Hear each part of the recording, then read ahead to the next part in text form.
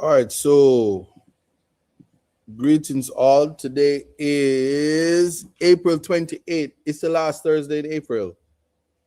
Aren't you excited? It means May. May. It's May. So it's the last um Thursday in May. It means June is next week. Now, why am I telling you this? We're going to talk about something very interesting today because you see, you live and you learn. And while you continue to live, they said the more things changes, the more they remain the same. And then it's almost like a chessboard. You play many games on chess. And when you play the same players, they have the same move. And sometimes um you learn something about, and we're going to talk about the Newton's laws of motion, in particular the third law. Might have to give you all of them to give you proper context, but what I want to talk about today is, what is Jamaica gonna look like? That's the question that every day that we wake up, we're gonna have to ask ourselves, what is Jamaica gonna look like? Should I stay or should I go? Should I stay or should I go? You have to know the song to know where we're going. But it's a serious question. What is Jamaica going to look like? And I'll just say before I even officially start the show, you see, Newton's third law is simply every action has an equal and opposite reaction. It's like pushing against a wall. But in the Jamaican context, where let me not use the word barrel, but where people are packed closely together, it's really like pushing against people. So you have people who will use people, and you have potential and you have kinetic. So when think of a pendulum, when the first ball pushes on the first one, the one you see is the kinetic. So they get to elevate. And when the other person who's the potential say, what's up there? If you don't have the equal reaction, there can be chaos. What really we need to start to think about is whether that third law, that every action has an equal reaction, what is the magnitude of that? Because we live in a society where we have selective moralism. We have people who, regardless of doing right, there are standards to which people want persons to live by. For instance, we live in an English speaking country where majority of the persons cannot construct a proper sentence. English language, syntax errors, um, nouns, pronouns, adjectives. These are the hard things, and perhaps coming from me, a Rasta man, is going to be a problem. But then you have those of us who are able to speak the language of everybody. You do so with a level of compassion, a level of understanding, a level of empathy, a level of understanding the Constitution and human rights. So you know what equity and equality is. You know that especially when it comes to how Jamaica operates, anybody can interface with the legal system at any time. The prison industry will tell you, prisoner make for dog, even if it's a kennel. So once you understand that, it means that the ability to communicate to the people, the ability to appreciate that no matter how high you climb, you're not better than the next person. And even if you find that you may be projecting um, elements of being better, humble thyself. But this show Context Matters was created from the shortfall and the misunderstandings of those who think they are educated, articulate better than everybody, those who were raised in the colonial time that had self-esteem issues, those who are offended by Afro identity, by Rastafarianism, by dreadlocks, by the sheer essence of resilience. offended by rehabilitation, offended by the ability of somebody to connect with his people. The very people who, and let me tell you, I won't get into the remnants and the significance of slavery and the post-traumatic slave experience, but the moral standard of society, and I want people to understand this, the moral standard of society is absolutely not directed by the people who have fake morality. And I want people to appreciate this. So at 47, as a 47-year-old man who have been through the world of experience, whether it be hardship, whether it be rebuilding, rising like the phoenix, I can say to you, in the Jamaican context, we are all learning and developing. We are all victims of Melissa, and we are experiencing the third world reality in real time. Those who can go to England in the last week or so, understanding that prices are high everywhere in the world. And if one is to start to speak in the language of the Queen and now the King, one would say, why are you pretending and being pretentious? How dare a man with such a big nose speak so eloquently?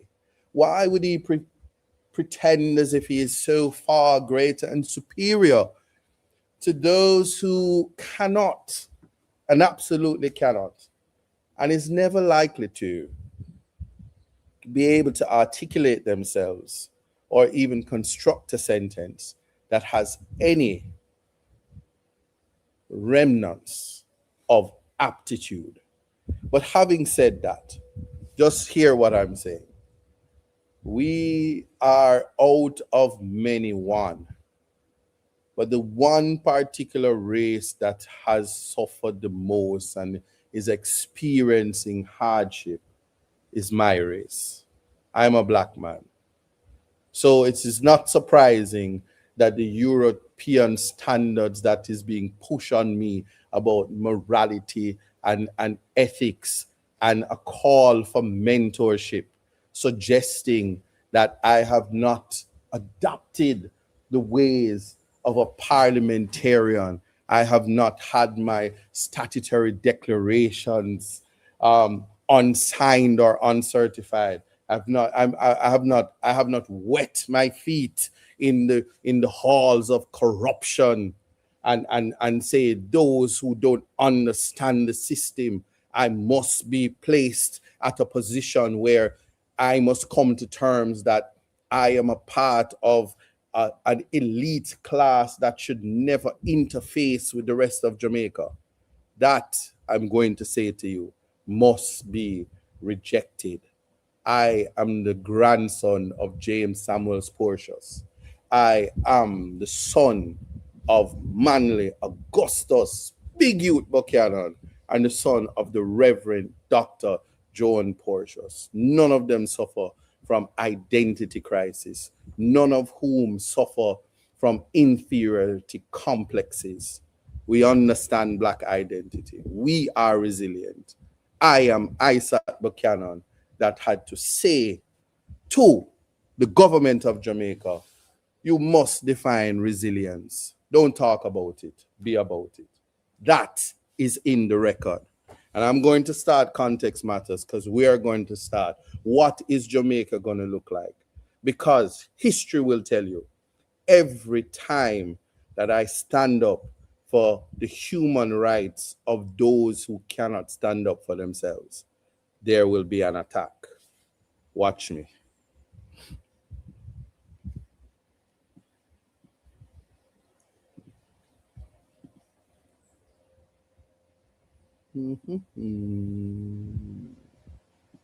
That's right, right. It's all in life. Gotta keep your head up and keep it straight. No time for living a lie. Gotta keep it moving till you get it right. That's right. It's all in life. Gotta keep your head up and keep it straight. No time to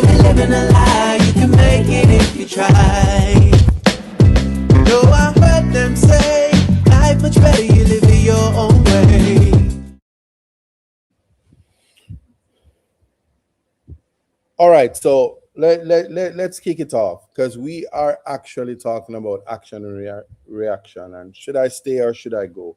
That's a question you are to ask because it is not me.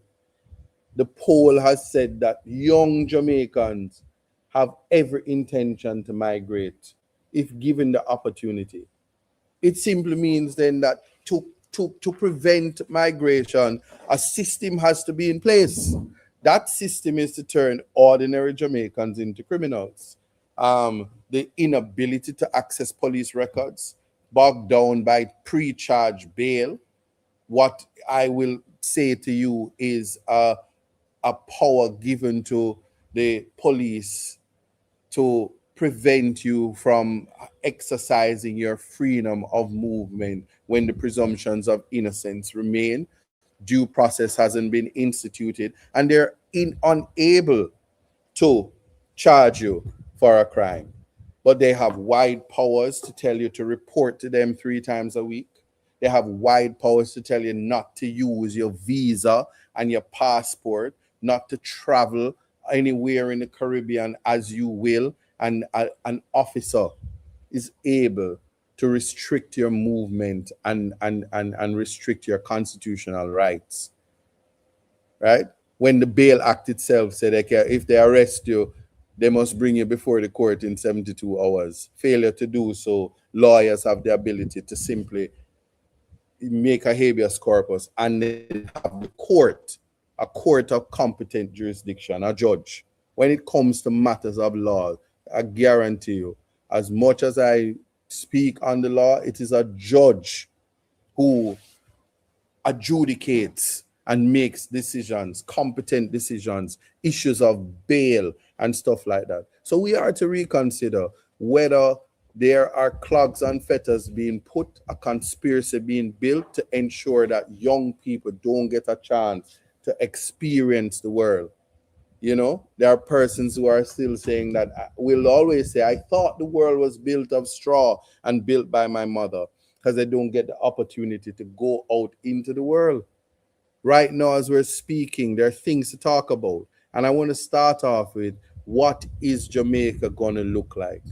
This is in the context, and context always matters. And I will say this if somebody is interested to hear what I have to say, you can watch The Context Matters.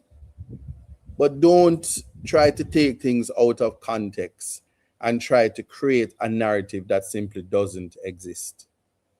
Don't try to strip somebody of their human rights attributes because the evidence is there. Those things can't be erased, you know. The history cannot be erased. And what has completely offended in the last week or so is statements by government officials that appear to be giving a false sense of surety to members of the Jamaica Constabulary Force that they have powers that they simply do, that believing that they have powers that they do not have. The greatest law in this land is the Constitution. The Charter of Rights 2011 has given protections to the citizens of Jamaica. So much so that when we say what is Jamaica going to look like and the question of should I stay or should I go, it should be should these people remain and continue to hurt, breach, violate, yes, the rights of the citizens. If the answer to that is easily answered, then we must rubbish and we must call for persons to have clarity. So when we're talking about serious issues in this country, issues so relevant that I can tell you, for me, if you are out there and you're not safe, I can never be safe. If I went to Norwich Primary today and the future of Jamaica is active, these young children are aware a lot more than persons who have spent their time and ought to be trying to have corrective measures in their life.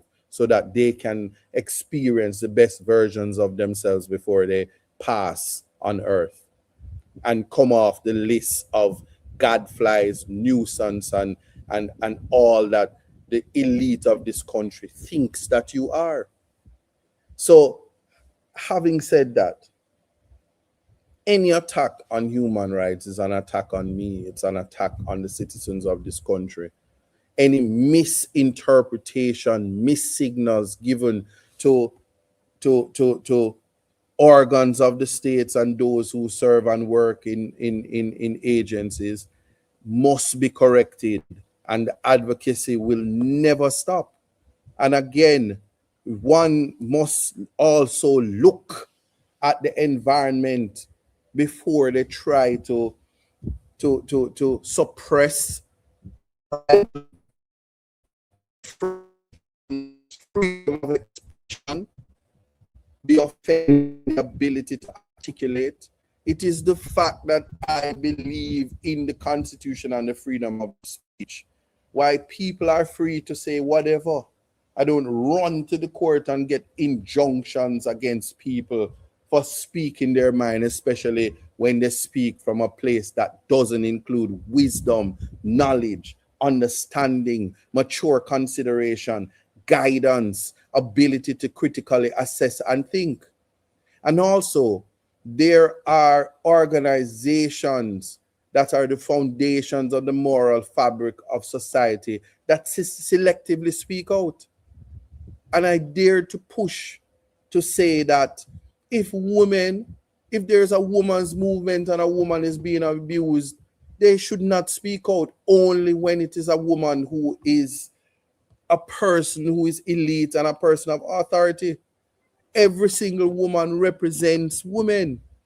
The same thing I will say. Minority groups should never participate in using the same hate language, hate speech, and slurs. It is literally offensive because the word is ad hominem, attacking the person while never addressing the issues. Perhaps because of the inability to address the issues. But if you know anything about logic, fallacies are a part of the illogical conclusions that are drawn by persons who don't have enough knowledge. It makes the justice system a mockery because there's no space for teaching critical thinking, but we are inviting persons to adjudicate on the life and future of people. And it comes from a place of discrimination, and it comes from a place of self-hate. Now, I won't delve into certain issues, but to say we're starting with the rights of the people. So while persons are distracted, let me tell you some of the things that happen. The NARA bill was passed. The CEO of NARA is no stranger to Jamaica, is no stranger to the JDF, is no stranger to the JCF, and now has the sole authority to interface with familiarity and make decisions for our country to rebuild. And as we go, and I don't have to call names because now it is that persons are to be more concerned about their future. We're 1 week away from the beginning of hurricane season. And when somebody says, "Why you not fix my road?" The prime minister of this country make it clear. I said, you don't fix one road, it's central government. You must come and beg some money and we will give it to you. But what we are in campaign mode to ensure that the people say you now do nothing. But I beg the diaspora, and me not talk the people them will hate themselves, and the people them will run off, and the people them will decide that they're so selfish that they be riddled with self-hate. I'm not talking those. The diaspora who understands what it is to be resilient, who understand what it is to be ambitious, who decide that this place called Jamaica, that the people here still matter to them, and have continued to participate and assist the foundations that understand the significance of helping the least among us. That's what I'm here for. But every time somebody say MP go fix a road, let no MP lie to you. No MP don't fix road. It's central government responsible for it. So if I hold deep and wide and ox out, a government hole. And if I'm to learn from the former members of parliament who should be exercising mentorship, the former Honorable Pernell Charles Sr. once said, any hole where big and dig out is Portia's hole. Yeah. And no ridicule came because perhaps at that time, coming from such a most erudite senior who now has a junior who is responsible for putting roofs on the top of your head, go and search your history. Because if one thing I'm not lacking is the history, I can tell you about the Coral Gardens massacre. I can tell you if people were compensated. I can tell you if Marcus Garvey house. I can tell you how Liberty Hall did go. I can tell you everything because I'm not short on history. But anybody who is sending me to mentor, just remember, whether you're in the media and you're giving people your middle finger because you're a senior, whether you want to tell somebody, say, them not for wear jacket, but your friend them not have to wear socks come a parliament, try to think about what you're mentoring. But me know say when me live, whenever thief live there, me know say when me live, me can tell you, my mother and father work hard in this country. So is my grandfather. So let me tell you something. Me, I encourage people. Me want to see people have somewhere to live and to do what they're doing. Let us not be distracted. That being said, the things that people are worried about and majoring in the minor, let's talk right now. This has been the genesis of concern and must be addressed. And I pause to give context because the Minister of Justice and Constitutional Affairs has said something that is so troubling that it cannot go unanswered. Clarity must come, and that is my position. And while it is that there will be conversation and caucus to suppress and try to do away with persons to be accountable for attacking the Constitution and the people of Jamaica, I will speak as long as I have a voice and as long as I have breath. I'm compelled to respond to the recent remarks attributed to the Honorable Minister of Justice and Constitutional Affairs, Delroy Chuck KC, which appear in the Jamaica Observer and which, in my view, dangerously blur the line between lawful policing and the sanctity of life. According to the report, the minister suggested that police officers may use reasonable force, including deadly force, even against a fleeing suspect if that is the only means available to stop them. He further stated that if police suspect a person is a felon, they may use reasonable force to apprehend that person. Those comments, as reported, demand urgent public scrutiny because they risk being interpreted as a license to kill rather than a careful statement of the law. At a time when our country is already gripped by grief and outrage over the death of Latoya Buju Bolgin, Jamaicans deserve leadership that is measured, constitutionally grounded, and respectful of the right to life. We do not need public statements that appear to normalize the use of lethal force. We need absolute clarity that the Constitution comes first. Frankly, one is left to wonder whether the minister's relationship with the Constitution has become estranged. The law is not an abstract talking point to be invoked when convenient. It is the supreme standard by which all public authority must be judged. The implications of such statements are deeply troubling when the Minister of Justice speaks in a manner that seems to lower the threshold for deadly force. It sends a chilling message to the public, and more importantly, to the families now grieving loved ones. It also raises serious questions about whether the government truly understands the constitutional protections governing the state's use of force. I also note the unsettling optics of these comments in the context of a tragedy involving a Jamaican woman whose life has been lost under highly suspicious and painful circumstances.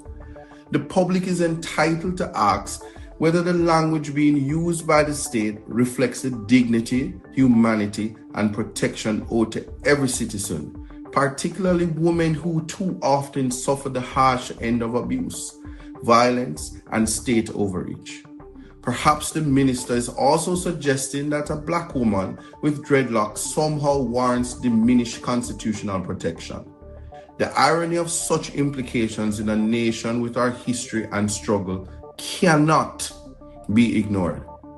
I call on the Jamaica Bar Association to publicly comment on these remarks and reaffirm the constitutional principles governing the use of force by the state. Silence in the face of a statement that appear to weaken constitutional protections risk undermining public confidence in both the rule of law and the justice system itself. I further call on the Prime Minister to instruct his government and ministers to stop inciting violence against citizens through reckless and constitutionally dangerous rhetoric.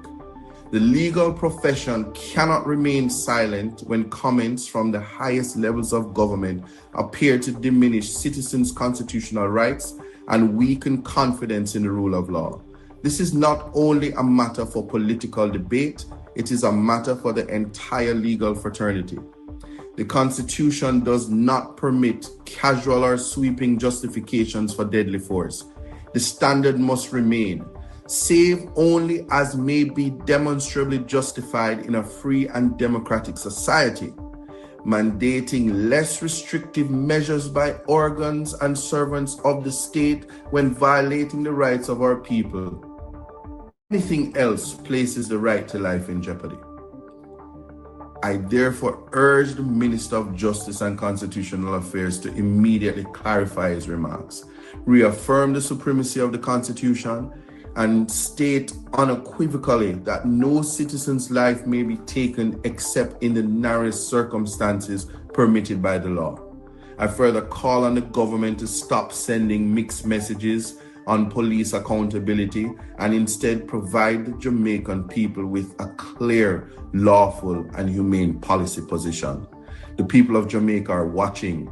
They deserve better than ambiguity when the right to life is at stake. Visit our website at pnp.org.jm or check us out on Facebook at Jamaica PNP.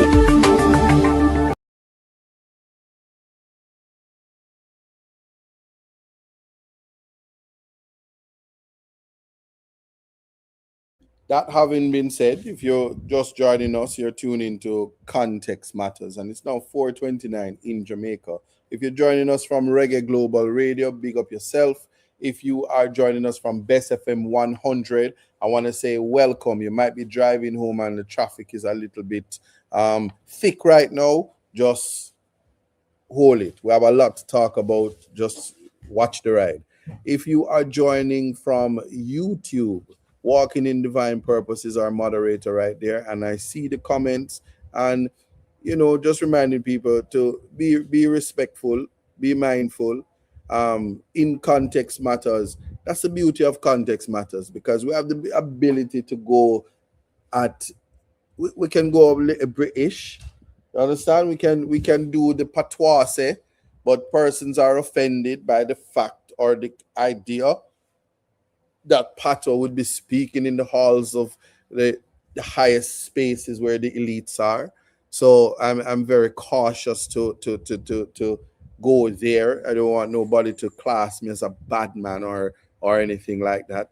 But just know something. We put things in the context where it belongs.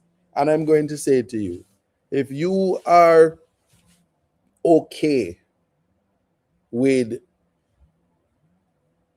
pushing the lines, I'm going to say this to you right now. And I'm tired of saying, the Constitution is the supreme law. There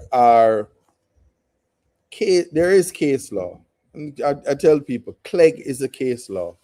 It speaks about the deadly use of force. It speaks about when the threat is imminent.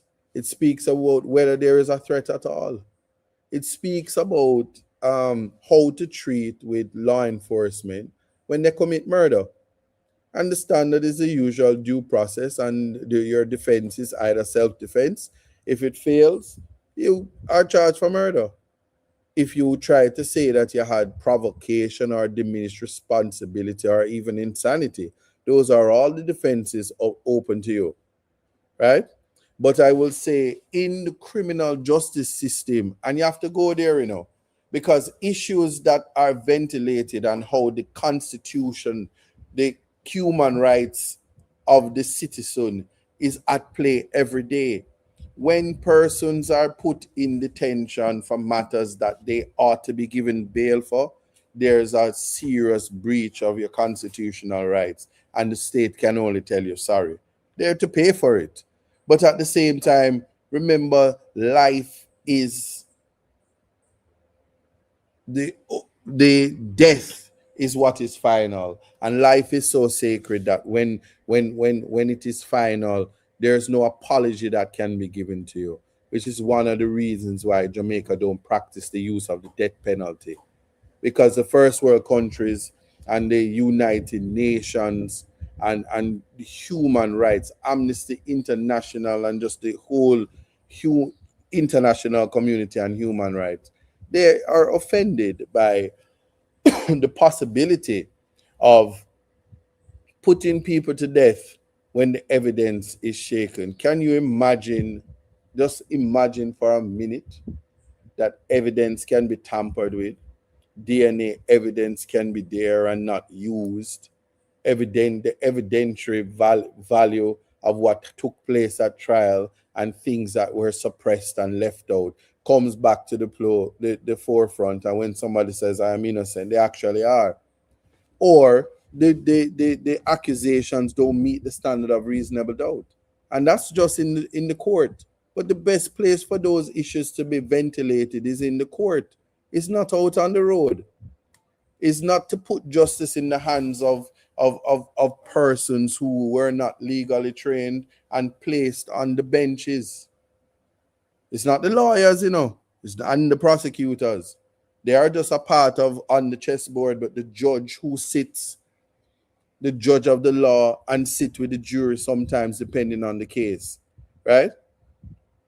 That is what it is.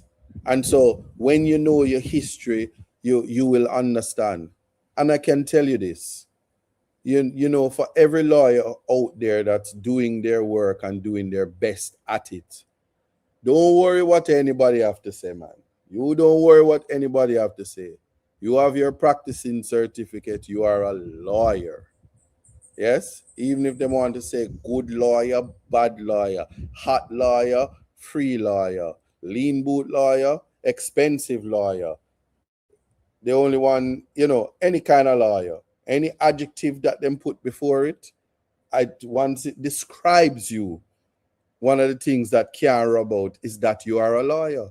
Now, you must know, I won't even use this opportunity or use this moment to talk about making a differentiation between what's real and what's fake, what's in the screen and what's in real life. So when I was young, them used to have one TV station named JBC, and it used to have Thundercats on it, and then Silverhawk, and then it used to have Voltron, and then it used to have G.I. Joe. It used to have Tom and Jerry.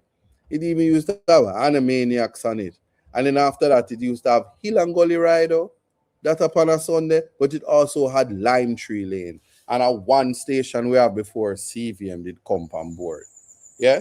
So me just explain something to you. So at that time, it meant that the whole of we did watch the same cartoon, and the whole of us was experiencing and being nurtured by an environment that was, feeding us with one thing. Now, information is all across, and the government of Jamaica spent a lot of money to host iShow Speed, and everybody wanted to be a part of that. And iShow Speed is a social media influencer and Jamaica was happy to facilitate his ambitions as being a influencer. Yes, kind of like how Kim Kardashian was an influencer at one time, and she don't sing, but she's an influence. And then our sister came, and they all have the same lips and the same, you know, and that's what make them famous. But because they're from the great America, kind of like one of the greatest world leaders right now is the president of the United States.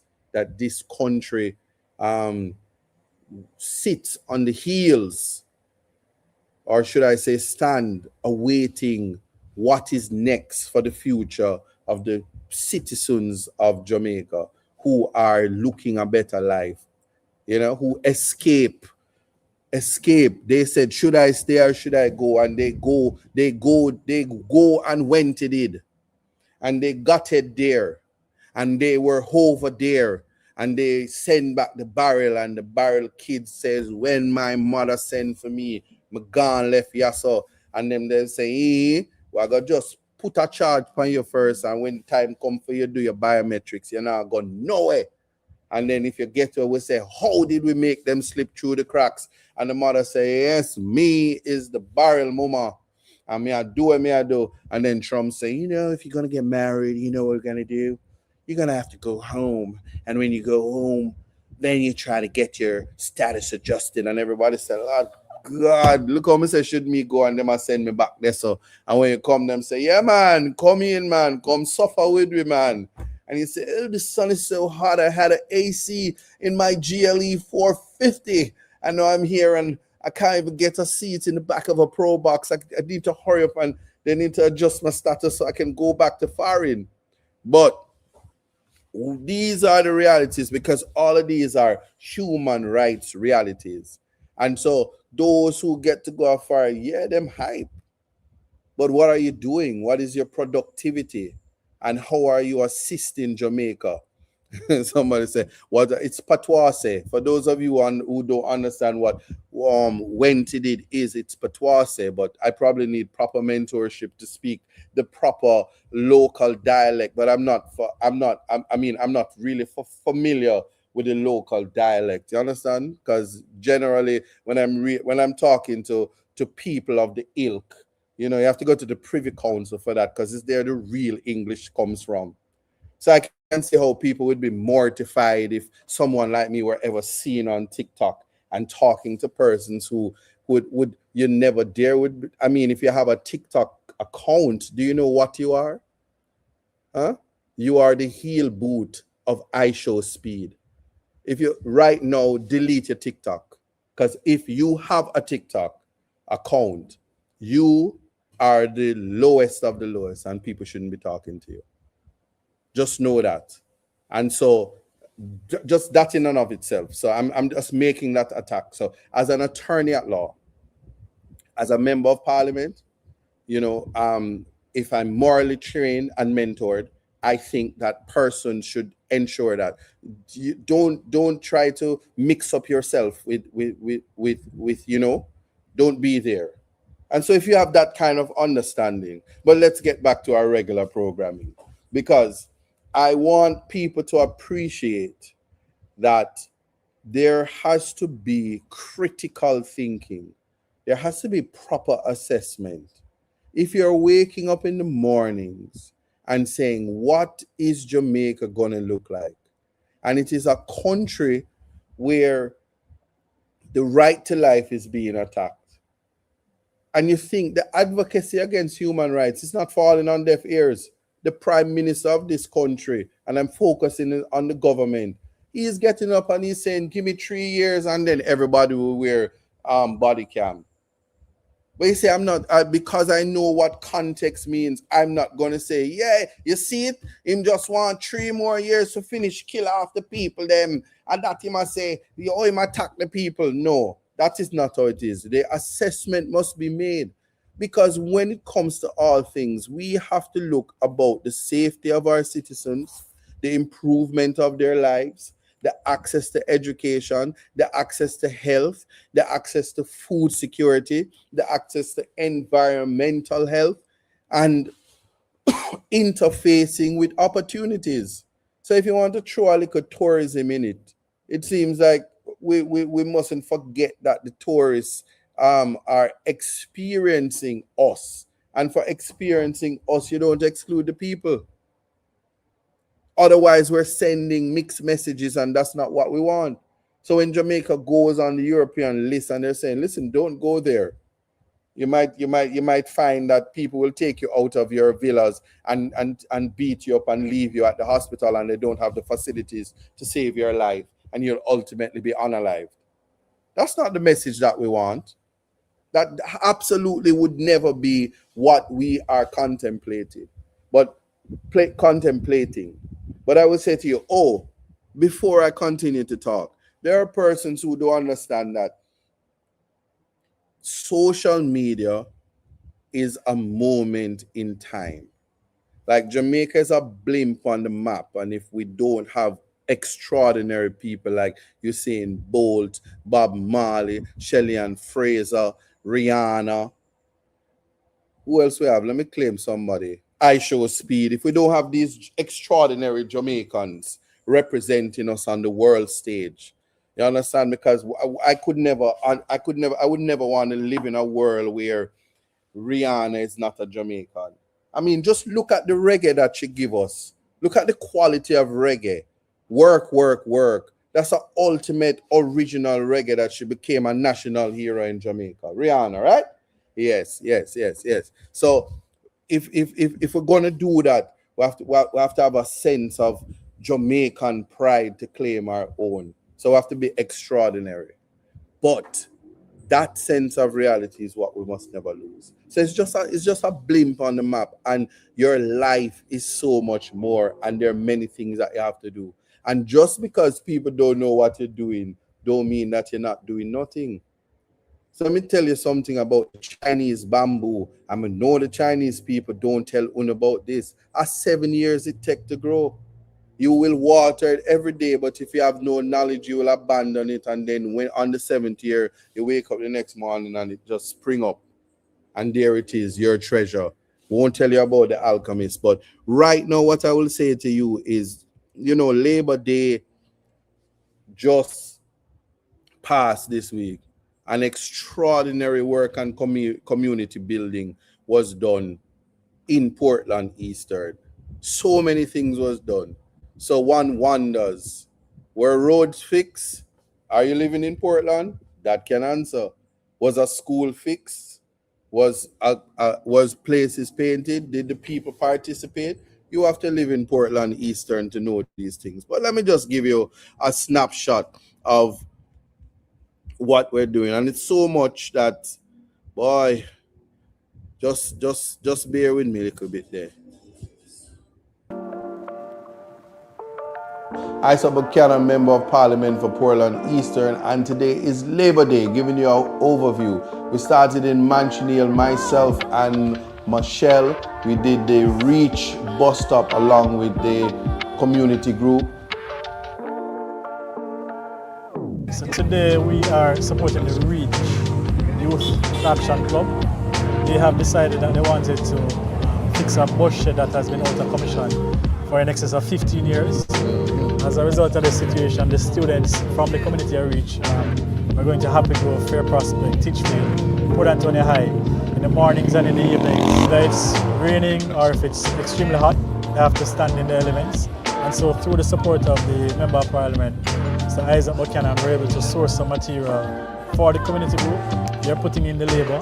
We're giving them some support as well. We're here, as you can see, involved in the work personally. And so the intention is to put the roof on this structure with the intention to eventually fix it up in terms of the aesthetics. But at least for today, you want to get it functional so the students, as they commute to school, can be out of the elements. So that's what we're working on today here with the Reach Action Youth Club. Yes, I'm Croswell Simply. I'm the treasurer for the Reach Community Youth Club. And I'm so thankful and grateful for your support towards our project. and we have many more projects in line. So I hope we can contact you to get some more help whenever we're ready to do the rest of the project. Definitely, certainly. Yes, sir. Yes, sir. You see, after today, I must can apply for a farm work card because I hand them a work.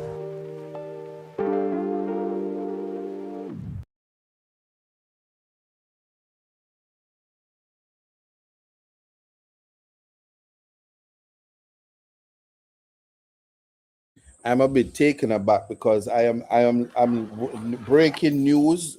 News is coming in that Rihanna is not Jamaican. I don't understand because on the tick that is talking, they're saying that she was born in St. Mary. So I don't know if anybody can let me know if this is so, because the history is not history, and because one of our greatest reggae artists is Rihanna. So if anybody can just text me and let me know if I am right, because I thought her house was in Kingstown.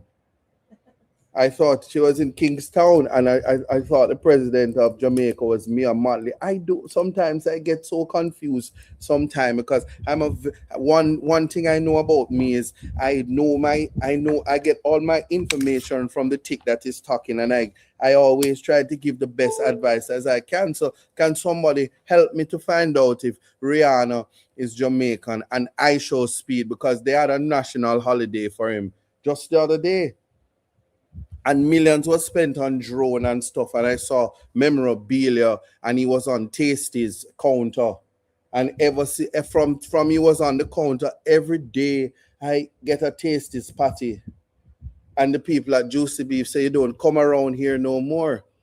You understand? And I say, gonna make a change for once in my life. So anyway,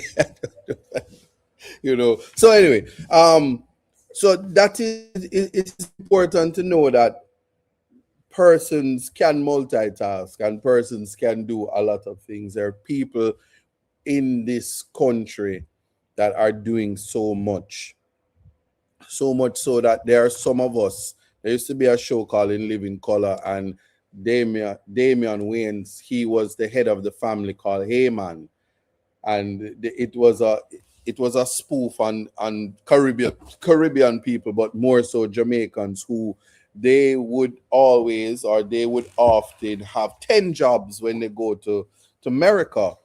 And so I am one of those. I'm one of those who have to have multiple jobs. So breaking news, it's confirmed Rihanna is not Jamaican. So if you did not know that, you know it here. You heard it first today on Context Matters. Rihanna is not Jamaican. Yes? Yes. All right. Right. And the confusion came up because she's from Saint Michael, and as you know, Saint Michael Manley, one of the greatest leaders that ever run Jamaica. I thought it was that, and I went to the Norman Manley Law School, so because of the Michael, that was the confusion. So I apologize. So no, having said that, so we have to have the conversations about um human rights, and we have to have it in such a way that we know what is important to us. So let me repeat, it cannot be that there are persons who are displaced, there are persons who are experiencing hardship, and there are mediums through which persons can earn a living, earn an income, an honest one, and there are people trying to prevent them from making money. There are people trying to prevent them. Just in case people did not know, as I said, protection of the diaspora is absolutely significant. It is important to the survival of Jamaica, because if the diaspora is unable to send remittance to Jamaica, Jamaica's economy will fail ultimately. Yes, you see all that money that came for Jamaica relief that don't spend, the enough of it come from the diaspora. And on the 27th, the United States gave Jamaica some more money. And the Auditor General soon have to say, what to do with the money or whatever. And people can bawl out and people can cry and people can ask for um so you're the oh, somebody said lie, lie, me I tell, what's lie, what's a lie? Oh, lime. Yes, yes, yes, yes, yes. Lime. Yeah, lime tree lane. Yes, money, lime tree lane. We have to have a new word for you today. It's called lie. Yes, that's a new word today. So anyway, this is significant because the diaspora is responsible for picking up the shortfall. So a lot of times when government fail to do, it is the diaspora that actually assists greatly. But they always say teamwork makes a dream work, and we must never ever forget that. So again, when we think human rights, you must think of the horizontal application of the very rights. You want people to respect your ability to express yourself, freedom of expression. You want to disseminate information. You want to be able to receive the information. You want access to education. You want the ability to have your religious thoughts, beliefs, and political ideas. You want to have those things. Yes. Having said that, I believe that the mixed messages has to be corrected. I also somebody miss Royal Palmer there. And we have to find a way to balance the realities of the attacks that's happening and how citizens are disenfranchised. No, I'm saying this, and it may fall on deaf ears because I tend to understand. Yeah, I tend to realize that people only want to feed on the narratives that they want to push. So nobody fact checks anything, and we must be able to do that. Having said that, the NARA this week was a big deal for the National Reconstruction and Resilient Authority. You know, they have opted to use the Major Anthony Anderson, the ambassador to the United States. He's coming home and he's now responsible for NARA. Um, Time will tell whether what is Jamaica going to look like in light of these changes, and whether stepping orders will be the order of the day when it comes to the protection of the environmental rights, when it comes to protection of indigenous people, when it comes to the protection of the freedom of movement, and just even whether or not the land in which you own right now will remain yours if they feel like they want to take it. Um, and there are people in Jamaica that's no strangers to that, because they have been in situations where they were disenfranchised, and they have been given market value for their land, and people say, yeah, so it go, and they are homeless now, and the economy is not improving, not because Jamaica isn't trying, but because we are tied to an international community. Prices are high everywhere. Price is high and pay low. Um, Price is high and education low. How are we competing? When there's a overflow, what you're going to see and what is going to happen ultimately is that workers are going to have to come from elsewhere. The Minister of Health has decided that the workers are coming from. Hello? Live, live, live. Yes. You know, when my lawyer called me, I have to take the call. So yes, big up yourself. Yes. So one has to look at that and make the assessment, because if prices are high and salaries are low and the experience and quality picking up the shortfall. I mean, we lost medical assistance from Cuba. The Minister of Health says, hey, we're gonna get some from Africa. Let me put it that way.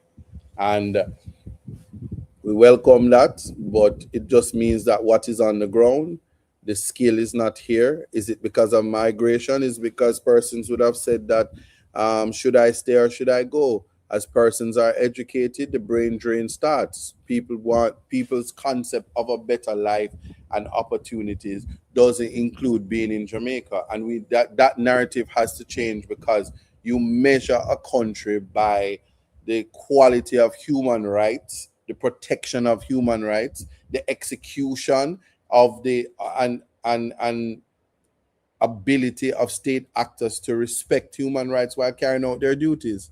It's Ghana, but so we're having nurses coming from Ghana, health workers coming from Ghana. Let me put it that way, and that exchange program is always going to be welcome, because, as I said, for me, promoting African identity, blackness, fully on board with that. We have walking in divine purpose says we have the resources, just poor management. It's like giving a dog fish food for them to yam. And there was a lot of patwa there, so I was struggling.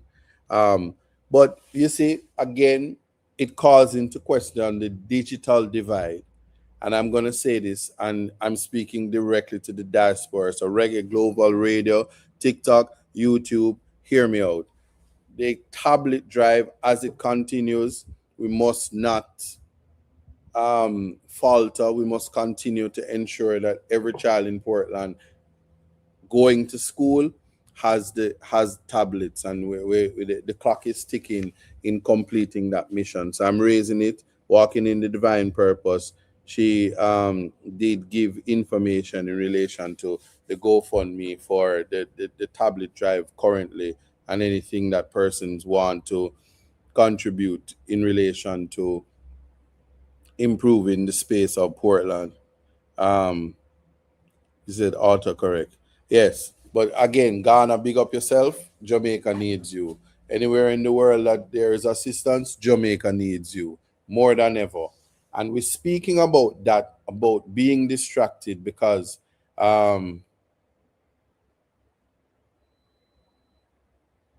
many prayers up. There are persons still displaced, and another hurricane season is on us, is upon us.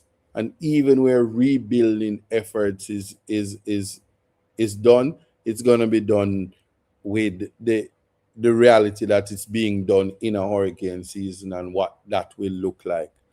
What I will say though is we have to continue being vigilant. And as I said, the community is responsible for itself. Be thy neighbor's keeper. And the vision that you have for your community, you have to make sure that you don't lose sight of what it is. Somebody said I'm distracted. No, I'm not distracted, not at all. Just speaking about human rights and speaking about the differences. So here we are. We are at 5 o'clock, and we're going to take the break right now. Soon come. Right, it's all in life. Gotta keep your head up and keep it straight. No time for living a lie. Gotta keep it moving till you get it right. That's right, it's all in life. Gotta keep your head up and keep it straight. No time to be living a lie. You can make it if you try. No, I heard them say life much better you live it your own way.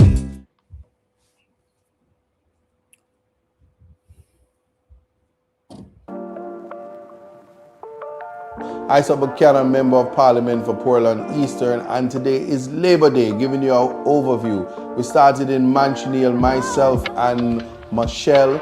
We did the Reach bus stop along with the community group. So today we are supporting the Reach Youth Action Club. They have decided that they wanted to fix a bus shed that has been out of commission for in excess of 15 years. As a result of the situation, the students from the community of Reach are going to Happy Grove, Fair Prospect, Titchfield, Port Antonio High in the mornings and in the evenings. Whether it's raining or if it's extremely hot, they have to stand in the elements. And so through the support of the Member of Parliament, Mr. Isaac Buchanan, we're able to source some material for the community group. They're putting in the labor. We're giving them some support as well. We're here, as you can see, involved in the work personally. And so the intention is to put the roof on this structure with the intention to eventually fix it up in terms of the aesthetics. But at least for today, we want to get it functional so the students, as they commute to school, can be out of the elements. So that's what we're working on today here with the Reach Action Youth Club. Yes, I'm Carter Simply. I'm the treasurer for the Reach Community Youth Club, and I'm so thankful and grateful for your support towards our project. And we have many more projects in line, so I hope we can contact you to get some more help whenever we're ready to do the rest of the project. Definitely, certainly. Yes, yes. You see, after today, we must can apply for a farm work card because they hand them a work.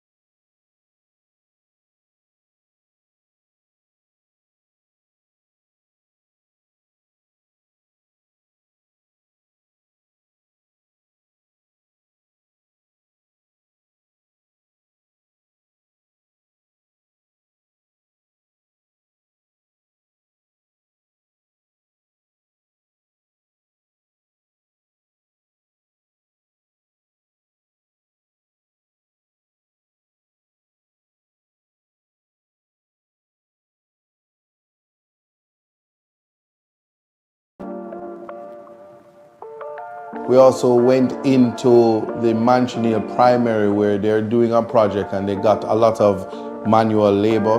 You'll see that as we go along.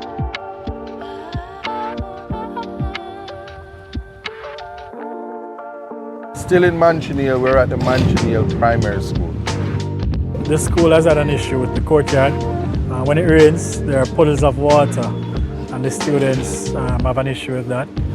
It's an issue that needs a long-term fix in terms of the repaving of the courtyard. But today we're supporting the school. They're doing the beautification. They have needed the labor, and the technical labor to actually fill the holes as a temporary solution. So we're supporting that project today. So we're here with a number of community members to support the school and the PTA members in that project today. So I'd just like to thank the Member of Parliament for endorsing this project and for putting his support behind it so that we could get more community members to come out and support this very needed cause. Well, I'm going to say one thing that's important. This school is important and significant to the community. And as you can see, and the assessment has been made, this entire area needs asphalting, and that's definitely on the agenda to advocate for. And just watch the ride, something big is going to happen.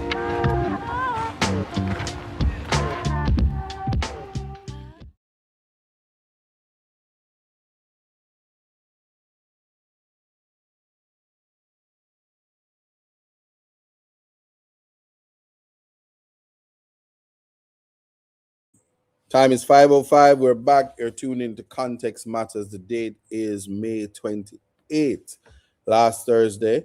If you're joining us from Reggae Global Radio, so happy that you could join us. It's 6:05 where you are. If you're joining from Best FM 100, the time is now 5:05. If you're joining from YouTube, big up yourself. And if you're joining from TikTok, tap up the screen, share the live, share the stream.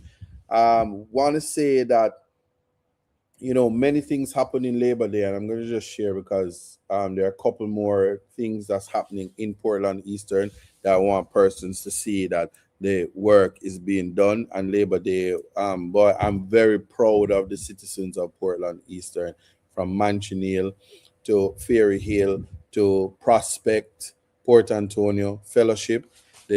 I'm telling you, you guys really showed out. Very proud, and we can make it much bigger and much better next year. As I said, very proud of the asphalting of the netball field in non-such.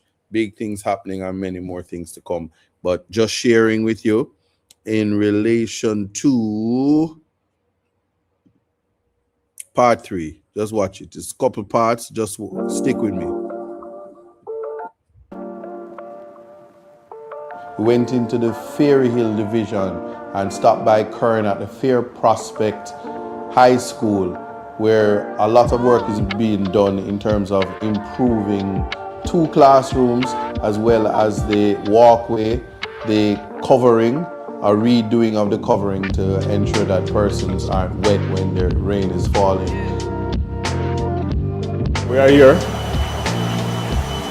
at Fair Prospect High School, continuing with the work that needs to be done to renovate this classroom. As you can see, we are doing the sheetrock concrete board to separate the class. I'm here with Mr. Buchanan, the MP for East Portland, in support. Yeah, so we definitely are trying to complete the reading room and the additional classroom. But for Labor Day, certainly this is one of the many projects that's happening. Just watch the ride, because Fair Prospect School is one of the schools, the high school that is adopted by me. So the work is continuing, and the work is never going to be done. There's always a lot of improvements to ensure that the quality of education rises to the level of a Titchfield, a Campion College, and that is what we're aiming for. And we won't stop until we achieve that. So watch your ride. Labor Day Project 2026.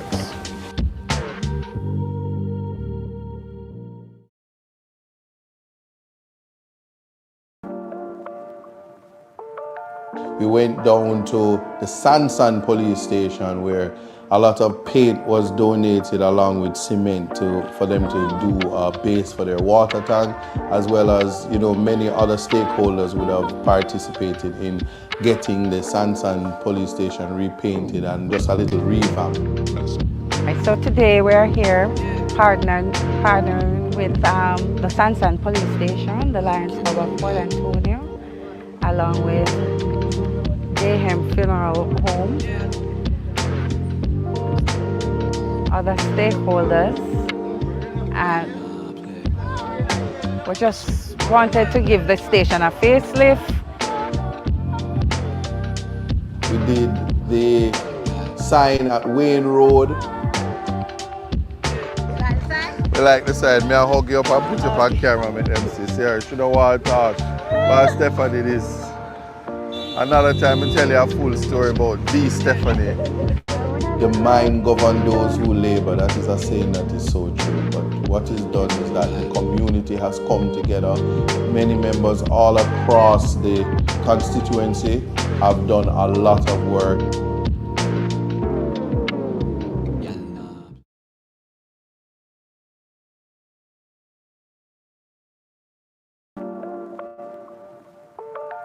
We went to non-such in Prospect Division, where they are completing a ramp for the community center.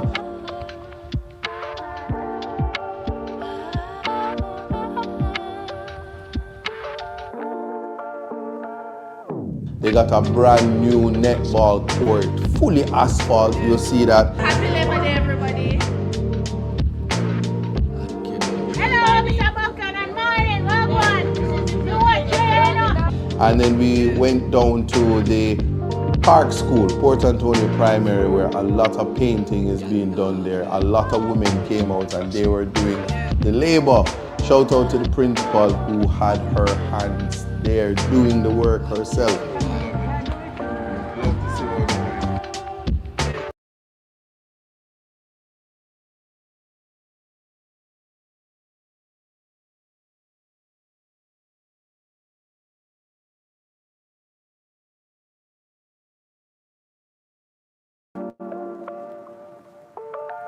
We went up to the fellowship division and stopped at Kenwright Primary, where they are doing a bus stop for community group. CDC is there championing that cause. Oh, good afternoon, everyone. I am Denise Francis. I am the president for the Restaurant Community Development Committee, and today we are here at the Kenwright Primary School, and we are doing our Labor Day project.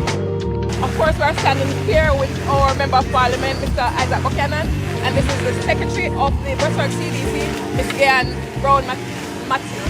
As well as a teacher of the Kenwright Primary School, and I just want to express thank you, and that this will be of great assistance to us. So we just want to tell you thank you, sir, and you know you're welcome. Okay, so thanks. Thank you to our Member of Parliament, thanks to Credit Union, the Jane Circle was here with us, and most of all, the Restaurant CDP members, because of course we are the major sponsors of the group. And Parish Council, we are not leaving them out. They gave us a very good donation, and we appreciate it 100%. And let me tell you why I'm going to tell you about this bus stop. You see, the children have nowhere to go if rain falling, and it rains a lot in Portland. So you see a lot of bus shed being built. It's significant. It's necessary.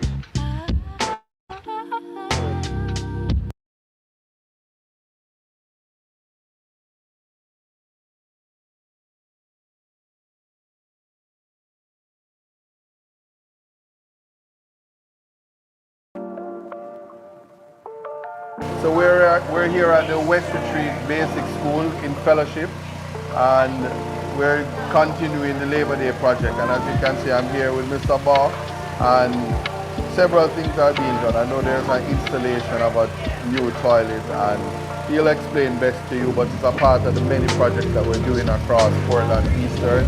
Watch the ride.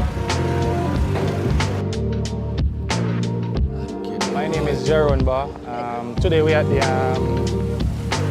West Retreat Basic School doing some Labor Day project. So we're doing some cutting down a tree in the school. We're doing some power washing of the walls, and we're doing some door jams, doors, changing some toilets, and a lot more things inside.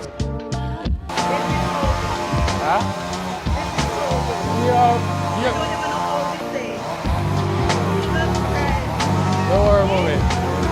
Everything good, man.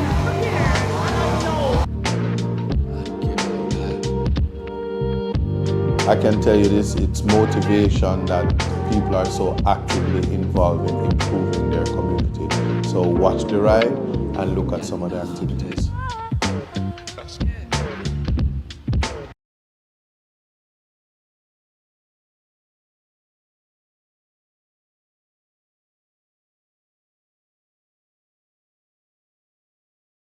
There are so many more projects to show, so just stay tuned. But like I said, a lot of stuff happened on Labor Day.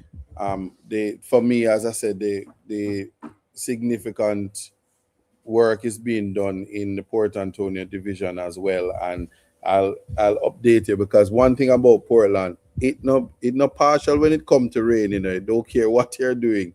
So the things like fencing for schools, and the cleaning of gutters, some patching of roads, bridges where necessary, walkway bridges needed to be repaired or built, bus sheds. That's a significant thing. As I say, it rains a lot in Portland, and there's no thought as to how you would shelter children, because they have to navigate the space, and sometimes they're so small and they still have to find their way home. But the school bus system is there, I suppose, so they don't need the sheds. But the community is building it either way, and the support certainly was there necessary to give, because it's important to protect the future of this country. So again, while persons are finding ways to entertain themselves, there are a lot of things that people, the real lived human experience is happening in real time. The lived human experience, and people must never forget that they, you do what you can, help where you can, each one teach one. But you see the kind of community strength that I saw in Portland, that's the type of motivation. So when somebody asks the question, should I stay or should I go, it's almost like I have to say, and I'm telling you, I ain't going nowhere. Yeah, man. I'm staying. And I'm encouraging Jamaicans. Yes, if you stay, don't make nobody try to run you out of the greatest country on earth, the most resilient space, blessed by the Almighty God. Believe me when I tell you this. And the opportunity to be the best versions of yourself as a son or daughter of this country is right here in Jamaica. It's just finding the knowledge. And I've said this all the time, something that I realize. You see, if you look at the animal kingdom, lions know they're the king of the jungle. Nobody tell them, they just grow and they get them meme, and when they roar, everybody cowers, so they know. So when I get my roar together, I'm just go roar, and then everybody know. If you're on TikTok, they said about 2, 3 of them waiting patiently. But anyway, and then tigers do what they do. The alligators know what they are doing. They the fishes in the sea. Just, nobody ever say, "Hey, this is how you swim." Them just drop out and them swim. I had to be wondering how them sleep when them, but they do what they do. But the animal kingdom, they know what their purpose are. If those it is just so interesting. The bird fly. The bird is born, is in the nest, and the mother say, "All right, you look healthy. I feed you enough worms," and push them out of the nest, and they fly, and they go, "Oh," and they've been flying ever since. So it is as human beings. Do not be fooled. You have to find your purpose. You are good at something in life. You are good at something, and finding it is what's going to make the difference. If it happens to be that your purpose in life is to go on the comments and comment, and that's what your life purpose is, then that's your purpose and you found it. So you do it. And if you're blocked, you make more accounts and you come back or whatever. But if you're a blogger, that's your purpose. If you think that's your purpose, go ahead and do it. If you are a runner, you see, a Bolt found his purpose. Shelley and Fraser found her purpose. Yeah. And many other persons before them and many persons after them, they have found their purpose. And once you are able to identify what your purpose is, it definitely will put you in a position to make your mark on the world. I have to say that because those are the things that we are to occupy ourselves with. And while we're doing that,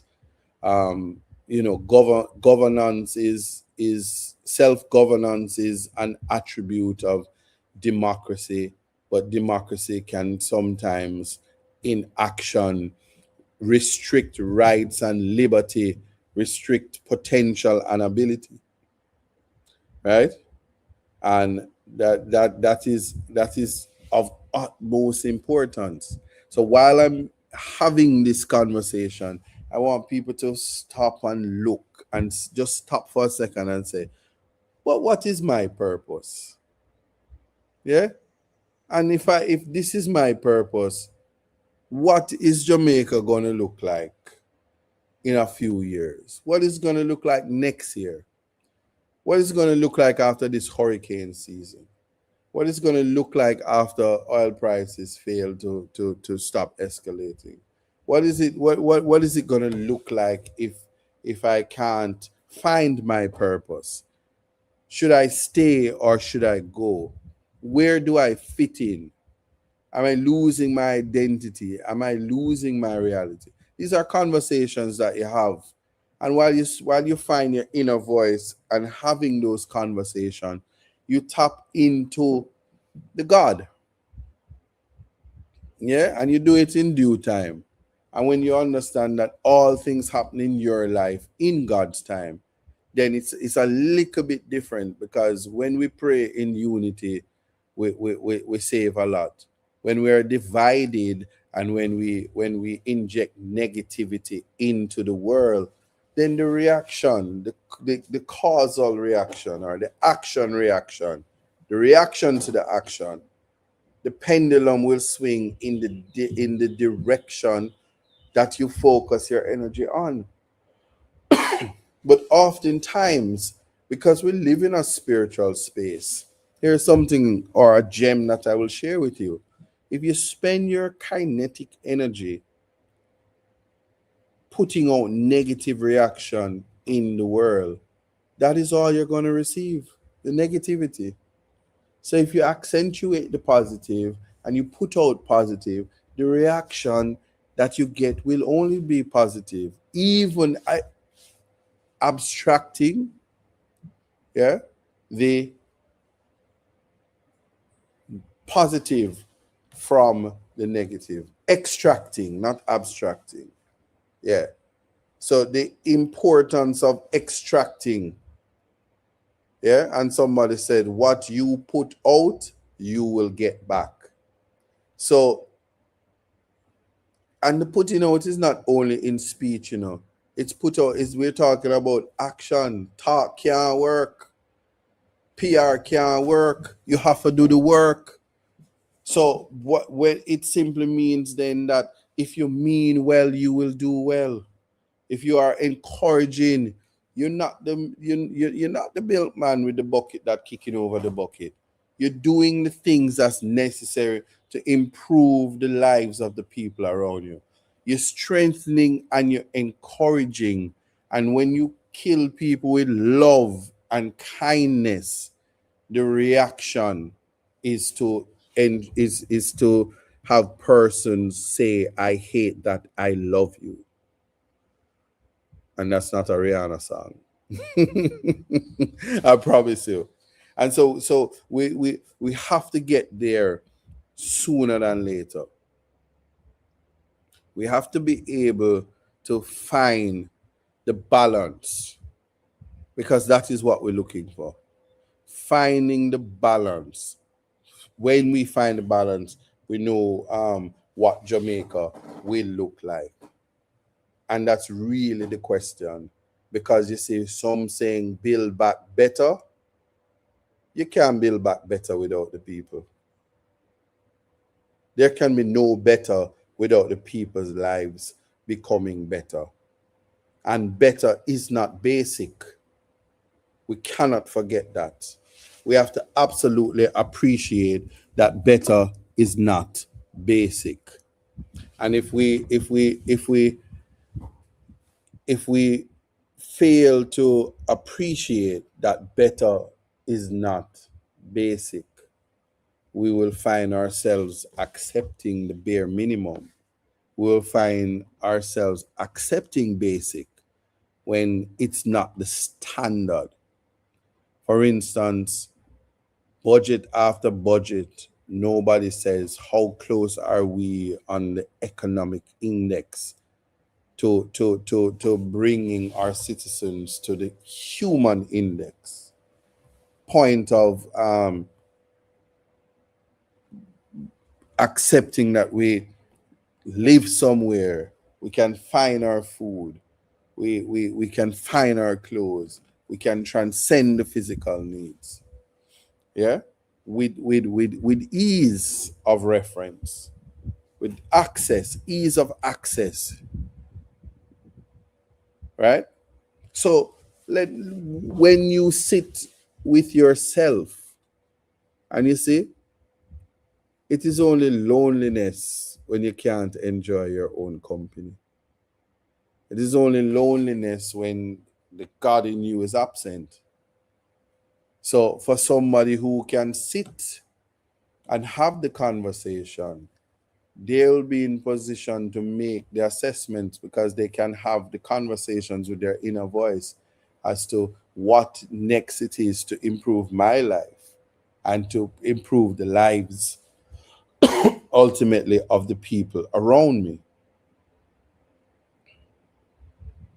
So we are suffering from a lot of archaic realities, archaic standards that's not conforming to the reality that is on the ground.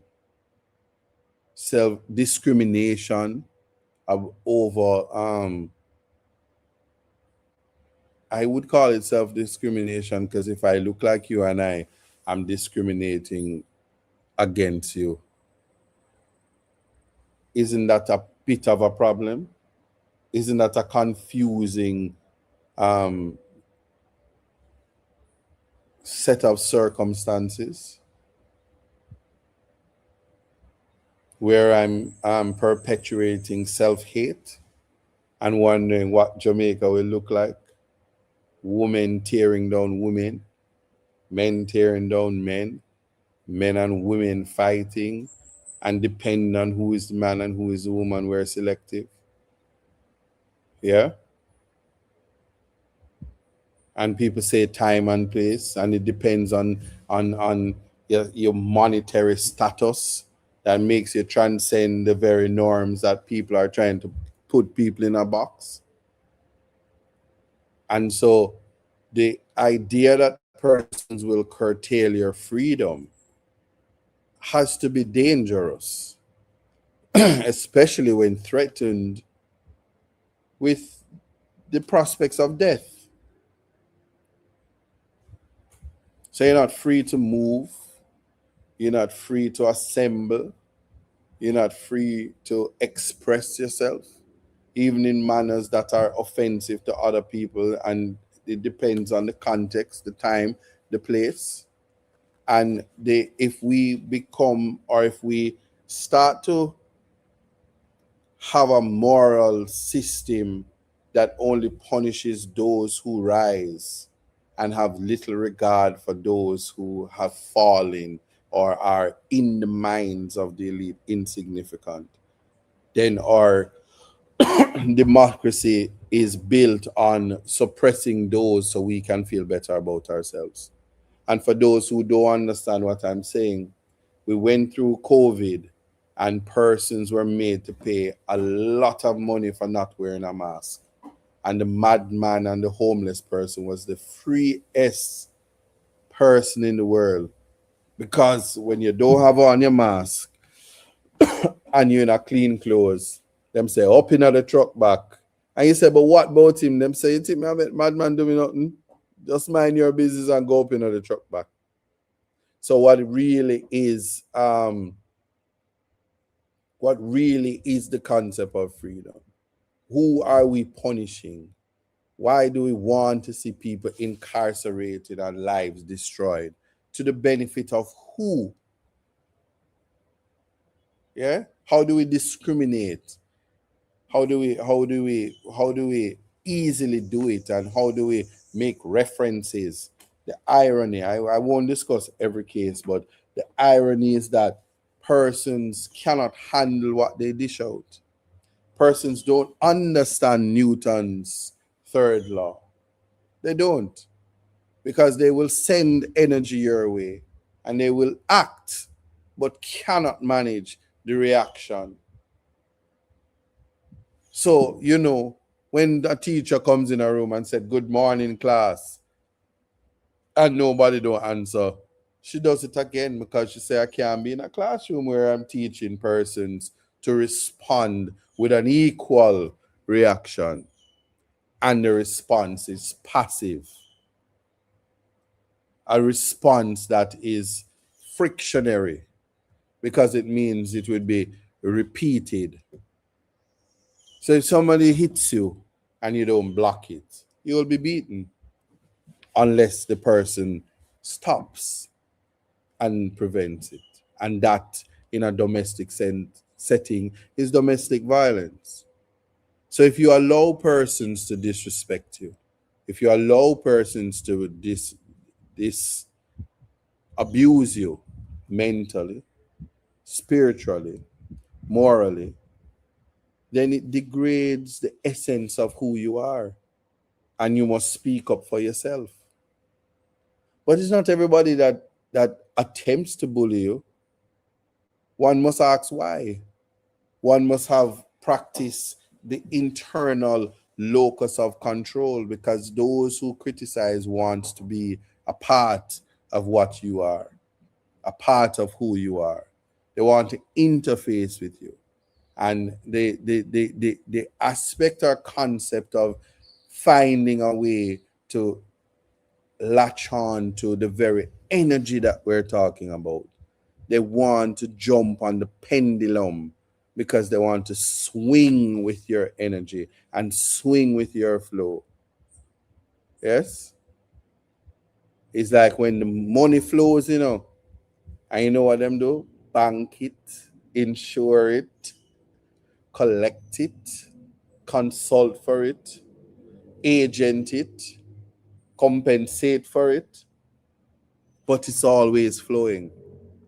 Some people get paid with it, but the money flows, and we spend our lives trying to jump on that pendulum and hope that when it's flowing and it's swinging, we get to the front of the line, and then we say, what are they doing? And the gatekeepers stop the pendulum. So we must understand, and we must elevate, and we must open our minds. So when I have the conversation, they said, when in Rome, you do what the Romans do. Paul in the Bible had figured out that to read to the Galatians, he could not speak as he spoke to the Corinthians. So you must speak in the language. Same, when in Rome, you do what the Romans do. You don't go in Rome and talk to them like you talk to Galatians. You will find yourself in a place where you don't want to be. But having spoken the language that they understand, and reaching culturally, not just academic, because you see, theory sometimes, it is those who are stuck in theory and not practicing cannot appreciate. So no one can assess something when they're not practicing. They can only sit vicariously, yes, theoretically, and wonder. But I will tell you, experience is the teacher of wisdom. So when you learn to survive through experience, yeah, it's different. And that's why we speak about the lived human experience.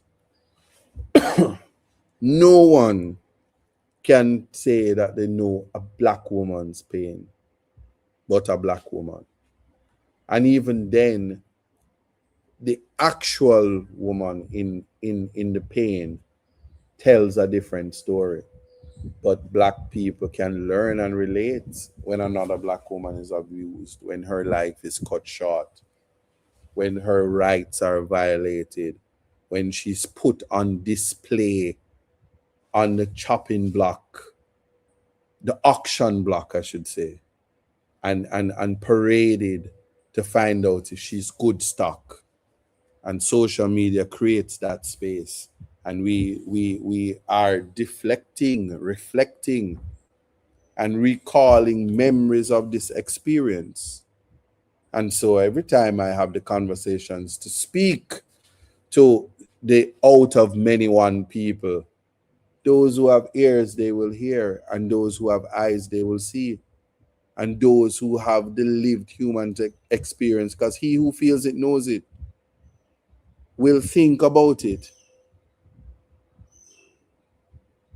right? And I saw a comment, taking responsibility and accepting responsibility as an adult really helps. And that's why context matters, because people will create a narrative and invite you to take responsibility for something manufactured. And but people don't want to talk about that. Manufacturing chaos and drama, manufacturing facts to fit the law. Can you imagine? The beauty of the criminal law is that credibility must be tested. The difference between sensationalism and absolute nonsense that's not tested on the oath in a court of law is that it comes with little value. It's the court of public opinion. I tell you now, as an attorney, a professional, to hear it is not, like I said, the more things change, it remains the same. I have gone through case after case where persons would have made commentary for the purpose of getting attention at the expense of person's livelihood and at the person's ability to find and earn an honest living for their family. So when somebody says, this attorney, how dare you take the case of a poor person, of a particular person, as if I don't take cases for people who are poor and defend human rights for all Jamaicans. The constitutional element of it. Couldn't care less if you were rich. Never cared if you were a fancy person, or you excelled in your career. But how dare you offend the Constitution that says the person has a constitutional right to an attorney of their choice, and you're sitting and discussing whether the decision of an attorney to take a case is one that comes with mature consideration. But you see, is those who lack capacity put themselves in professional spaces and say that I am that, and you pretend. It's called Animal Farm. It's called the Alice in Wonderland, the Tea Party, Mad Hatter's Tea Party. And so persons want to get the attention at the time at the expense of others and be analysts. And you know why persons have to be analysts? Because they cannot dance in the arena. They cannot. Not more than when my favorite team play Chelsea and them always a loser, me I say, the coach will get fired. The players them, and what them I do? Change them, move them, replace them. Same thing with reggae boys, you know, we not talk about that. Or when we take up we pot cover because we Olympic team gone and all we want is goal, and then them run. Asafa can tell you, Asafa Powell can tell you, and Jamaica just decide say, hey, oh, if you run and lose, we not rate you. Or Shelly is my favorite, so the next one now get no play. Me not like she, even if she's sponsored by NCB. Those kind of things. And you tear down your own Jamaican because of who you like and put you on the track. Then better have the ambulance out there because you smoke, you drink, you don't eat properly, you can't run, you can't walk, you have two left foot, some have not knee bandy leg, some have no leg at all. But them are the best analysts for tell you say them you have on the wrong spike heel, spikes. You shouldn't have on Nike. You should have Adidas or Puma. If you did do this right, if you're never weak and fool, and you tear down people in their profession because you don't know.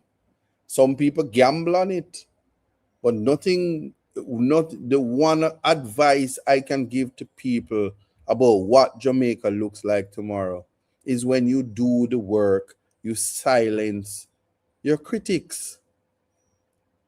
If nothing else, do the work and silence your critics. And you can have, whether it's political rhetoric, whether it's racial rhetoric, whether it's classism rhetoric, whether it is academic, any arena, and we can talk about it. We can talk about race, class, culture, sexism, gender, all of that. We can talk about the discriminating spectrum, and we can project all we want. And I promise you, majority of the time, it is the person and not the conduct, because conduct can be manufactured.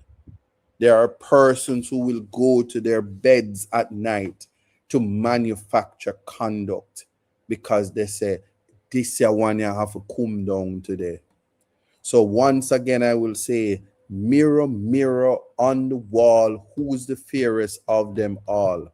Right now, Anikisha Burchell. Yeah. And I bet you can't do me nothing because I'm speaking the facts and the truth. So those who line up and try to size up is going to feel a way about it, because there was a time when beauty with a purpose came with a brain and came with a class and a race and a culture. These days, that is being redefined. So everybody needs to understand that the best version of yourself is the best you. And the best you is a confident you. The best you is an educated you. The best you is a humble you. The best you is a you that recognizes human rights.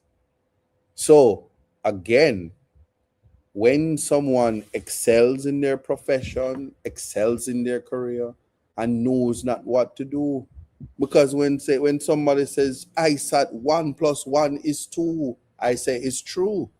And when they say 1 + 1 is 4, I say it's true too.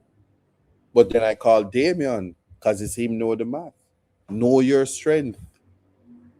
Align yourself so that your weaknesses can be strengthened by others. Because when things happen, one thing you're going to learn about a team, yeah, is that a chain is as strong as its weakest link. But when you identify the link that is weak, you can weld it, you can mend it, you can loop the chain, you can tie the chain, and you can make the action, that same chain will be the source of the pendulum that swings the ball. So once you appreciate that and once you understand that, where would be the inability to be resilient? Where would a nation fail to rebuild with people? Because rebuilding with people is building back better. But can you imagine what Jamaica would look like if those we entrust to build wasn't issuing mandates to execute us, wasn't sending message and inciting those who swore to protect and serve us to unalive us? Can you imagine what Jamaica would look like tomorrow if the young was able to make mistakes and flourish, was able to rehabilitate and prove resilience, was able to make mistakes and be corrected, appreciate the magnitude? You know, I spoke to a judge yesterday and she said, you know, perhaps the lacuna, the gap in morality in Jamaica is because we no longer sing the national anthem. Not play the music, sing the words. So subconsciously, it would be in our heads instead of a dancehall song or a slack carnival song. But we understand what the national anthem is saying. And maybe at the end of your meetings, you should actually do the pledge. And maybe when you're finished, you have affirmations to reaffirm the things that is Jamaican, the essence of what Ironman is, the essence of being happy, the essence of joy and laughter and happiness, the essence of innocence. As a child whose parent says, don't take anything from a stranger. If you bring a sweetie and an iPhone come, they're going to say no and run. And then the mama would have said, why you not take the iPhone? Me, I look at iPhone 17 and I say, but mommy, you just tell me don't take nothing from strangers. And that's the innocence. And obedience is something that can be trained. Respect is to be earned. It's not to be forced, because it's better to be loved than feared. That's what I believe. And so when you take up a servant work like me, that is parliament work, I'm a servant for the people of Portland Eastern. There are other mediums if persons want to become my master. You vote for that. But right now, I'm a servant for the people of Portland Eastern. I answer to them. And how politics work is majority rule. So while there are those who are continuing to be disappointed that their person did not win, and self-sabotaging is an attribute of political trauma, but community and development and improvement, it's a national reality, you know. Just always remember that. And so representing human rights and youth, which is the portfolios that my honorable, very bright and erudite opposition leader, Mark Jefferson Golden, has given me instructions and mandate, I will always speak up. And remember I said earlier, find your purpose, the things that come natural to you. And the people around you will recognize the things that you are passionate about. Because one thing I can tell you, I am not passionate about people fighting over mace in parliament. That doesn't improve the lives of people. I'm not passionate about people who can't speak English language properly and is concerned with speaking of patois, which is not recognized as a language, and say you can't speak patois when it is a form of the English language. It's just bad English that majority speaks. But context matters.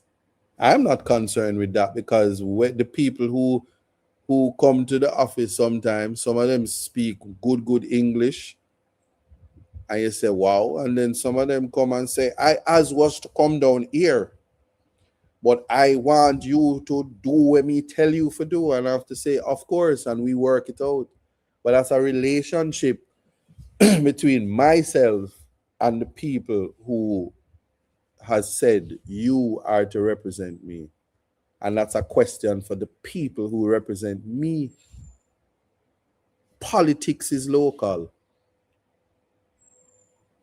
Respect in the political realm is local. So while you go into the parliament and the parliamentarians diminish your representational capacity because the mandate comes from the people, me no want nobody in life.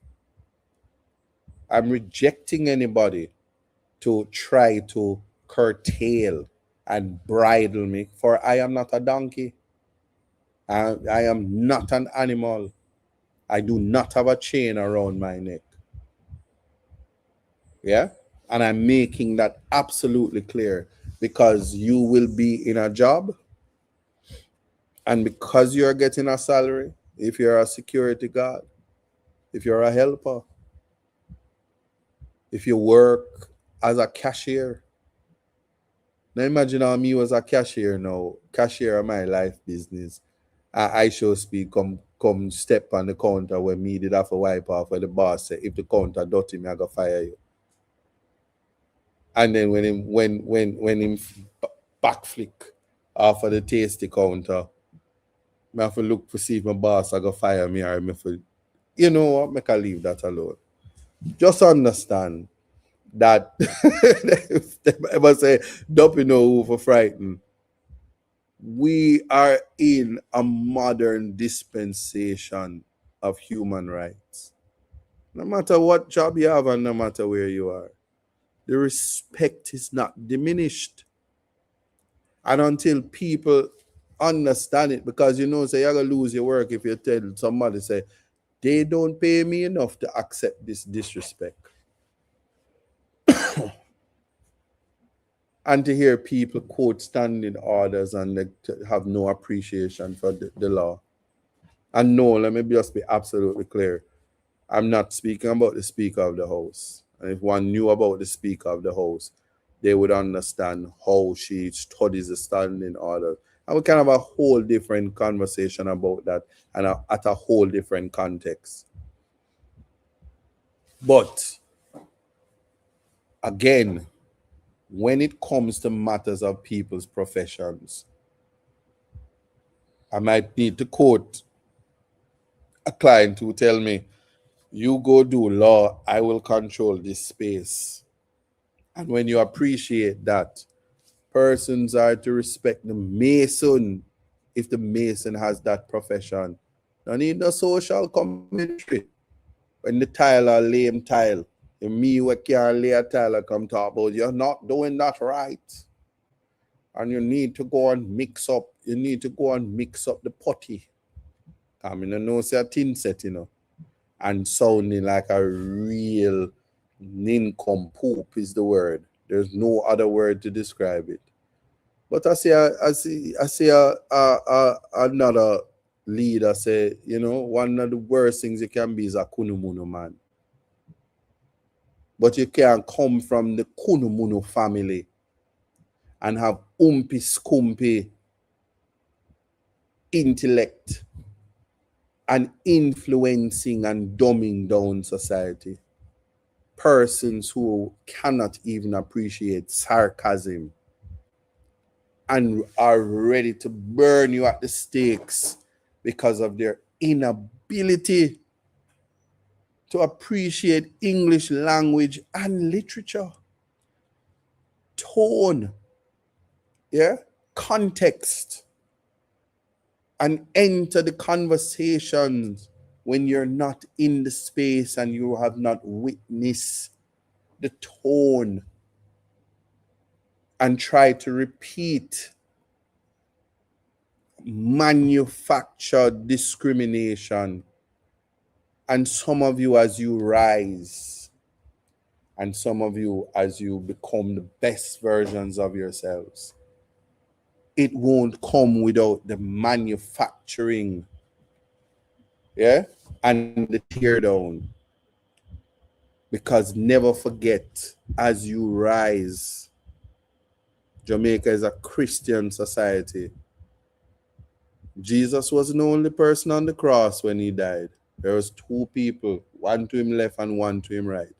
When you might not know them name, but them did dead for making you know, say, as you rise, them would string you up and put you upon the cross. And as I said, you know more than nobody.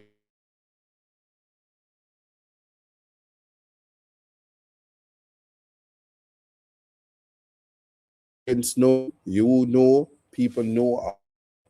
Yeah. I saw recently a young man is in America, and he asked people that he knew to provide a recommendation for his sentencing, to which he pleaded guilty. A character reference to say, but for this guilt, this person, notwithstanding making a mistake, is a good youth. If you can give him a light sentence, it's mitigation. And it became a news item.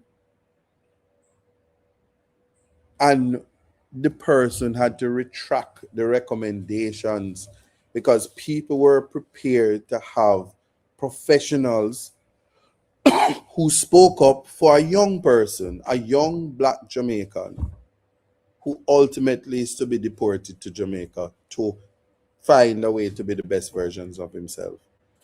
And the court of public opinion inject false morality. And remember, you know, 4 minutes left. There are persons who are known pedophiles, offenders, moral fabric is low, that are welcomed back. Yeah? But you see, empathy, understanding is for all.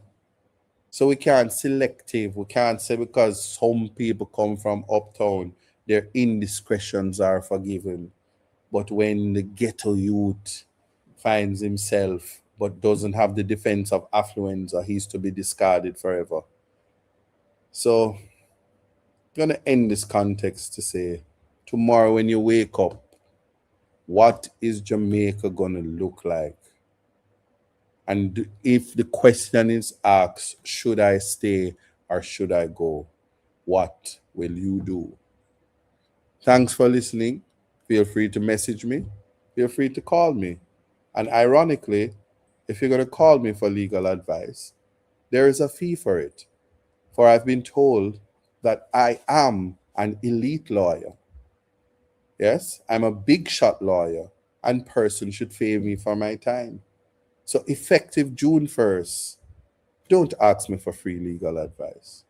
For I am being told that I should refrain as a member of parliament from descending into the arena and speaking to persons who doesn't appreciate time, compassion, empathy, yes, who don't appreciate human rights and respect for all. So as I'm learning and mentorship is coming my way, if you see me next week saying that perhaps the JCF is to use deadly force, for it will minimize the clogging in the court, and a portfolio of justice and constitutional affairs may very well function better if the police, as a prerequisite, prevent the courts from clogging. Just know I was mentored. Have a good day.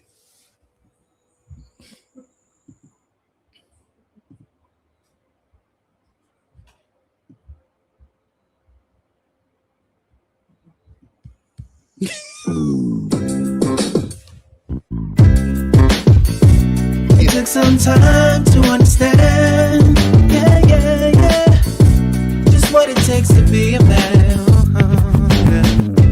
Now it seems each day you learn something to make a better way. Growing up ain't just a phase, it's reality. And sometimes it's hard to face the world with your head screwed on. But in time you will see, it comes naturally, like the hurt and the pain. It's a part of the game. It's all a part of life, to laugh and to cry. That's right, it's all in life. Gotta keep your head up and keep it straight. No time for living a lie. Gotta keep it moving till you get it right. That's right, it's all in life. Gotta keep your head up and keep it straight. No time to be living a lie. You can make it if you try. You know I heard them say, life much better you live it your own way. But if you need a helping hand, just call on me, I will be your friend. And when it gets hard to face the world with your head screwed on, just tell yourself you can. And that's when you'll understand that the hurt and the pain, it's a part of the game. It's all a part of life, to laugh and to cry. That's right, it's all in life. Gotta keep your head up and keep your stride. No time for living a lie. Gotta keep it moving till you get it right. That's right, it's all in life. Gotta keep your head up and keep it stride. No time to be living a lie. You can make it if you try. You gotta keep on moving on.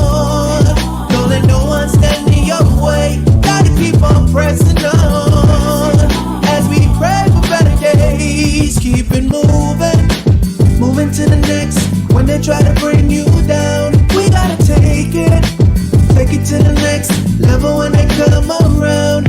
That's right, it's all in life. Gotta keep your head up and keep your stride. No time for living a lie.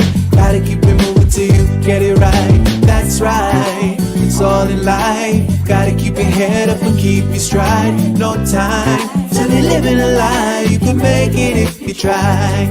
Just keep your head up, yeah. Just keep your head up, yeah. Gotta keep your head up, yeah. Cause everything's gonna be alright. Keep your head up. Keep your head up. Keep your head up. Cause everything's gonna be alright. Cause everything's gonna be alright.